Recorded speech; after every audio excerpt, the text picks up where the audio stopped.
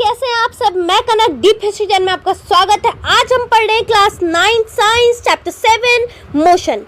Motion भाई ऐसा chapter है जिसमें ना सांसें हिलने लग जाती हैं, पूरा ब्रह्मांड दिखने लग जाता है, कुछ समझ नहीं आता है, बुक खोलते ही लगता है कि हम फेलियर हैं, है ना। ऐसे ही लगता है ना, बिल्कुल अब से नहीं लगेगा भाई, मैं प्रॉमिस कर रही हूँ अब से नहीं लगेगा। सबसे पहले अपना एम लिख लो कि 100% आपने अब साइंस में टॉप करना है। अब तक क्या था नहीं पता, अब हमें अच्छा करना है बहुत, है ना।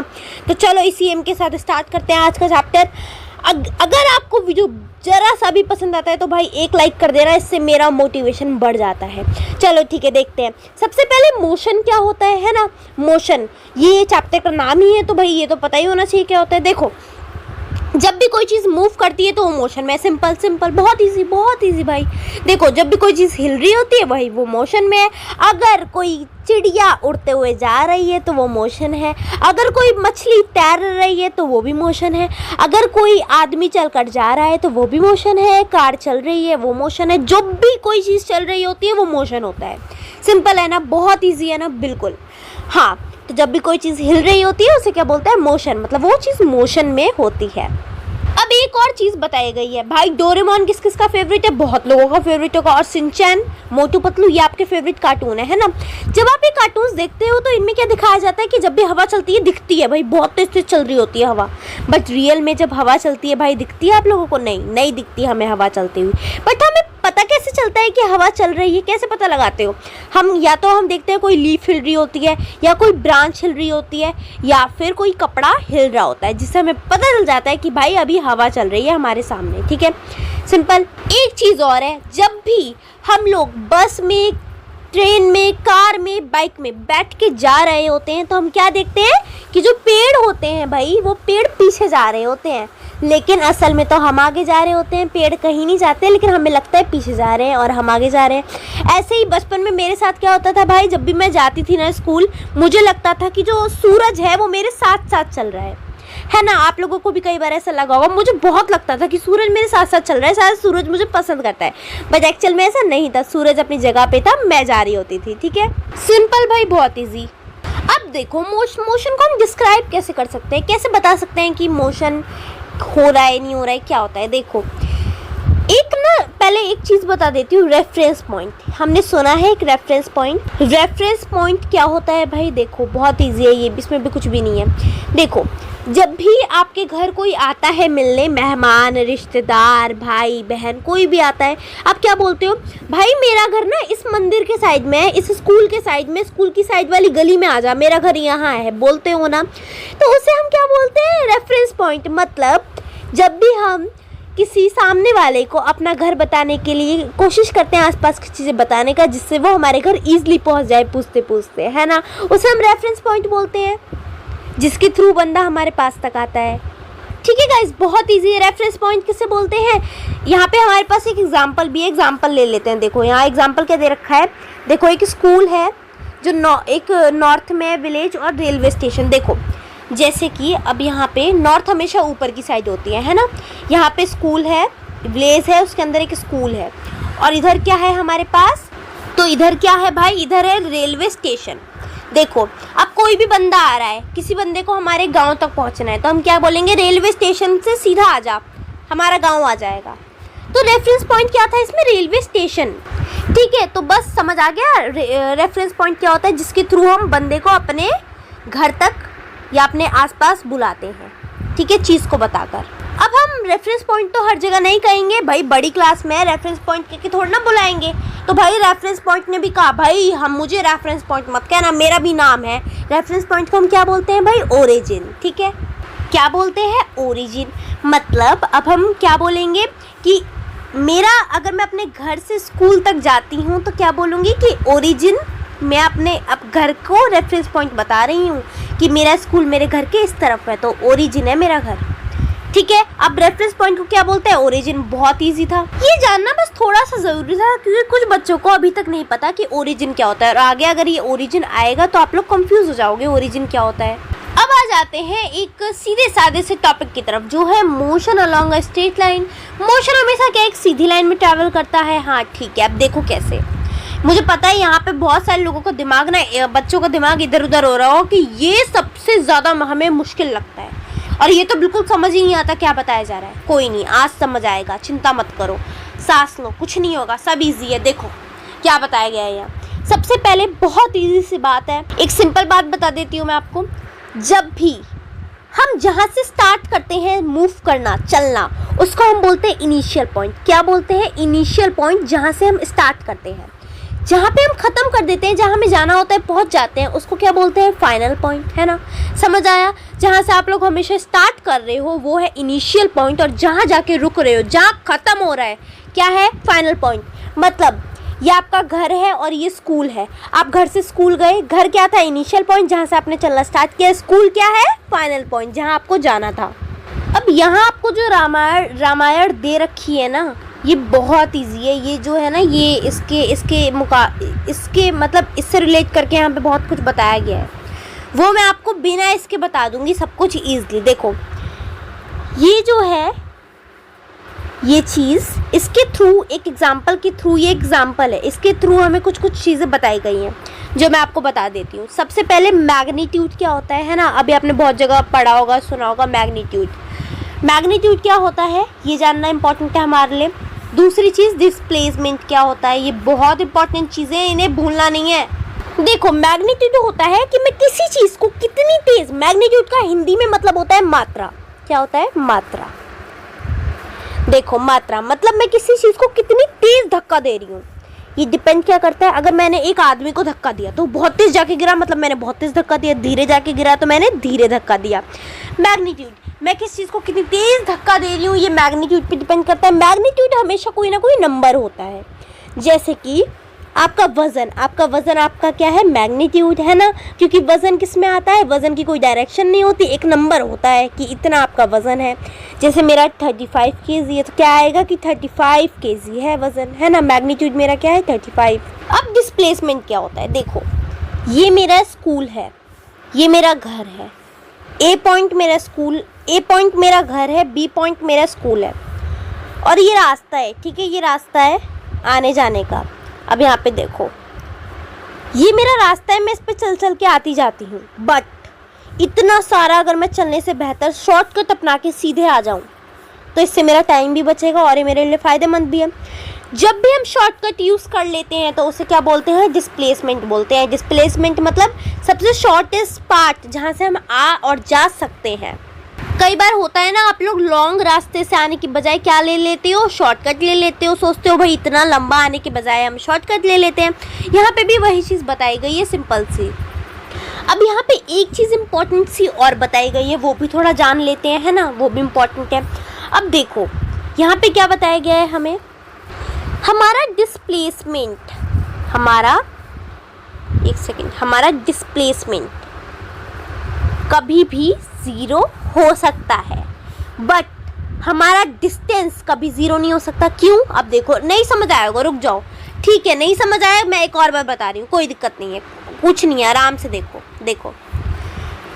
सबसे पहले डिस्प्लेसमेंट ज़ीरो क्यों हो सकता है ये बता रही हूँ। देखो ये एक पार्क है, ठीक है, पार्क है, ये पार्क जहाँ मैं रोज़ जाती हूँ, और ये मेरा घर है, मैं घर से पार्क रोज़ जाती हूँ, ठीक है, ये मेरा घर है, ठीक है, ये मेरा घर है। अब मैं घर से पार्क जाती हूँ, है ना, लेकिन पार्क जाती हूँ, ये मैंने क्या किया? डिस्टेंस कवर किया। अगर मेरे को घर से पार्क जाने में मेरे को 3 मतलब मानो घर से पार्क जाने में मेरे को 3 किलोमीटर मैं कवर करती हूँ, 3 किलोमीटर मैं चलती हूँ तब जाके मैं पार्क पहुँचती हूँ। तो मैंने डिस्टेंस तो भाई कवर किया, डिस्टेंस तो है मेरे पास, बट जब मैं वापस आती हूँ तब मैंने कितना कवर किया? अपने घर में पार्क से वापस भी तो आऊँगी घर। अब मैं पार्क से घर वापस आई, कितना डिस्टेंस कवर किया? 3 किलोमीटर, सेम है ना। लेकिन मैं घर से पार्क गई, इनिशियल पॉइंट से फाइनल पे गई, फाइनल से वापस मैं इनिशियल पे आ गई, मतलब जहाँ से मैंने स्टार्ट किया था मैं वहीं वापस आ गई घूम फिर के। सो डिस्प्लेसमेंट मेरा ज़ीरो है। समझ आ गया? नहीं समझ आया कोई बात नहीं, मैं एक और बार बताती हूँ। देखो हम जहाँ पे हमें जाना है वहाँ जाऊँगी मैं, बट अगर मैं इनिशियल जहाँ से स्टार्ट किया फाइनल जहाँ ख़त्म किया, मैं इनिशियल से अगर मैं फाइनल पे गई बट मैं वापस अगर इनिशियल पे आ गई तो मेरा डिस्प्लेसमेंट ज़ीरो हो जाएगा। डिस्टेंस ज़ीरो नहीं हो सकता। क्यों? क्योंकि मैंने जितना चला है वो तो काउंट होगा, होगा ना कि मैंने 3 किलोमीटर इधर से चला है तो 3 किलोमीटर इधर से भी, मतलब 6 किलोमीटर मैंने चला है। लेकिन डिस्टेंस मेरा ज़ीरो होगा, डिस्प्लेसमेंट मेरा ज़ीरो होगा, डिस्टेंस कभी ज़ीरो नहीं होगा। डिस्प्लेसमेंट ज़ीरो क्यों होगा? क्योंकि मैं वापस वहीं आ गई जहाँ से मैंने शुरू किया था। अब समझ आ गया, सिंपल सी बात है। अगर हम जहाँ से स्टार्ट कर रहे हैं वहाँ वापस आ गए तो डिस्प्लेसमेंट हमेशा ज़ीरो हो जाता है। अब चलो आगे चलते हैं। बस इसमें हमारा इतना ही था। अब 2-3 एक्टिविटी है, इसे अगर आप चाहो करना तो कर लेना। अब इसके बाद यहाँ से हमसे ना कुछ क्वेश्चंस पूछे गए हैं इजी से, जो मैंने आपको बताया उससे रिलेट करके ये क्वेश्चंस हैं। आप इन्हें खुद से करें, प्रैक्टिस करें। आप खुद पढ़ेंगे और खुद सॉल्व करेंगे तब भी आपकी प्रैक्टिस होगी, तभी आप कर पाएंगे। अगर आपको लग रहा है आप तब भी नहीं कर पा रहे, आप मेरे को कमेंट कर सकते हैं, मैं ये वापस करवाऊंगी और ये मैं एनसीईआरटी खुद सॉल्व करवाऊंगी प्लस इनके साथ, ठीक है। या आप अभी खुद से कोशिश करो, नहीं हो पाएंगे तो मुझे कमेंट करना, मैं करवाऊंगी। अब आ जाता है हमारे पास सबसे इम्पॉर्टेंट टॉपिक भाई, सबसे इम्पॉर्टेंट। इससे इम्पॉर्टेंट कुछ नहीं है चैप्टर में, ये समझ लो पहले।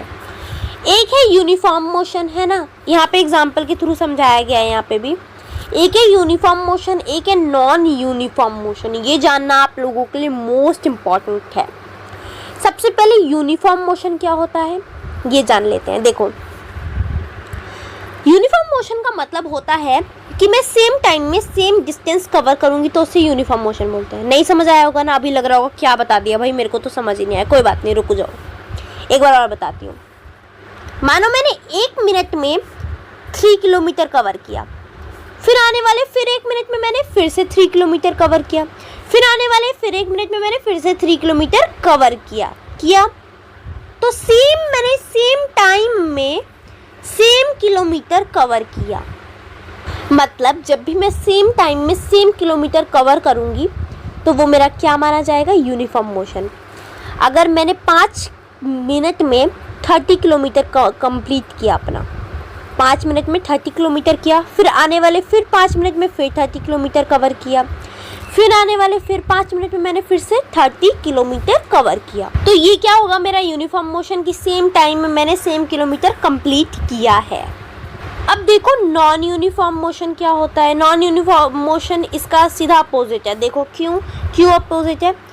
नॉन यूनिफॉर्म मोशन में मैं 2 मिनट में अगर 3 किलोमीटर कंप्लीट कर रही हूँ, फिर आने वाले 2 मिनट में 3 किलोमीटर, ठीक है, 2 मिनट में 3 किलोमीटर।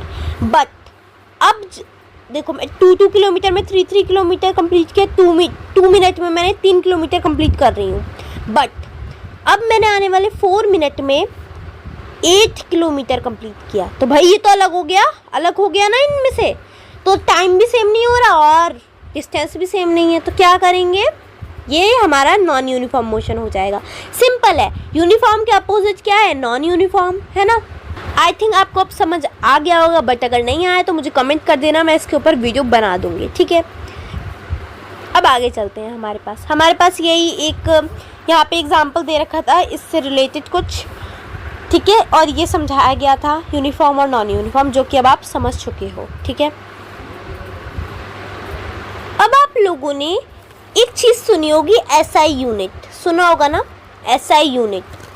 अब जान लो ये क्या होता है। जिन बच्चों को आज तक कंफ्यूजन है कि आप तो वैसे बहुत 6 से ही पढ़ते आ रहे होगे, बट अभी भी कुछ बच्चों को होगा, लेकिन बच्चे पूछते नहीं है। क्यों भाई? शर्म आती है कि ये चीज़ इतनी पुरानी और हमें नहीं आती, है ना। क्लास में भी जब टीचर पढ़ाती है लगता है हमें नहीं आता, हम नहीं पूछ सकते, हमारी बेइज्जती हो जाएगी, है ना, इंसल्ट फील करते हैं, इसलिए हम पूछते नहीं हैं, है ना। ये चीज़ है भाई, मेरे साथ भी थी पहले, अब नहीं है। देखो यहाँ क्या बताया जा रहा है, SI यूनिट। SI यूनिट क्या है ये मत समझो तुम, बस समझ लो हर चीज़ की एक SI यूनिट होती है। जैसे आपका हर एक इंसान का एक नाम होता है ना, हर एक चीज़ की हर एक SI यूनिट होती है। अब क्या क्या है ये याद करना है आपको। इसको ना नोट कर लो अपनी कॉपी में कि स्पीड की SI यूनिट होती है मीटर पर सेकेंड। ये नोट कर लो, इम्पोर्टेंट है, इसे याद कर लेना, अपने दिमाग में बसा लेना। अब फॉर्मूलाज भी होते हैं। अब देखो यहाँ पे आपकी बुक में दे रखा है, यहाँ पे देखो, यहाँ ध्यान से देखो, इसे नोट कर लो, ये बहुत इंपॉर्टेंट चीज़ है आपके आगे। अभी इसे भी आपको याद करना है। स्पीड, एवरेज स्पीड का जो फॉर्मूला होता है, ऊपर क्या आता है? टोटल डिस्टेंस ट्रैवल, हमने टोटल कितना डिस्टेंस किया, और नीचे क्या आता है? टोटल टाइम टेकन, उसमें टाइम हमने कितना लिया, ठीक है। अब इसको हम ये कैसे लिख लेते हैं? हम देखो यहाँ पे हम इसे कैसे लिखते हैं। देखो यहाँ पे हम डिस्टेंस को एस से लिखते हैं, मतलब डिस्टेंस की शॉर्ट फॉर्म क्या होती है, एस, ठीक है। उसके बाद टाइम को हम टी से डोनेट करते हैं, मतलब टाइम अगर कहीं टी लिखा है तो उसका मतलब है टाइम। और वी को हम स्पीड बोलते हैं, वी को स्पीड बोलते हैं, ठीक है। ये चीज़ थोड़ी इम्पोर्टेंट थी क्योंकि कहीं कहीं लिखा आता है तो बच्चे कंफ्यूज हो जाते हैं, नहीं समझ पाते कि क्या बोल रहा है यहाँ पे, ठीक है। अब हमारे पास जो यहाँ पे भी देखो, यहाँ पे भी हमें बताया गया है, जैसे क्वेश्चन देखो, क्वेश्चन में हमें ये बोला गया है कि इसने टोटल जो डिस्टेंस कवर किया, एक सेकंड, जो टोटल डिस्टेंस कवर किया वो है 32 मीटर और 6 सेकंड में किया है उसने। तो नीचे क्या आ गया, टोटल टाइम आ गया, ऊपर क्या आ गया, टोटल डिस्टेंस आ गया। आप इसे सॉल्व कर दो, सॉल्व कैसे होगा, डिवाइड कर लो, आ जाएगा आंसर, है ना। अब इसके आगे वाला स्पीड, इसके आगे क्या है, स्पीड विद डायरेक्शन, ये हम देखेंगे पार्ट 2 में।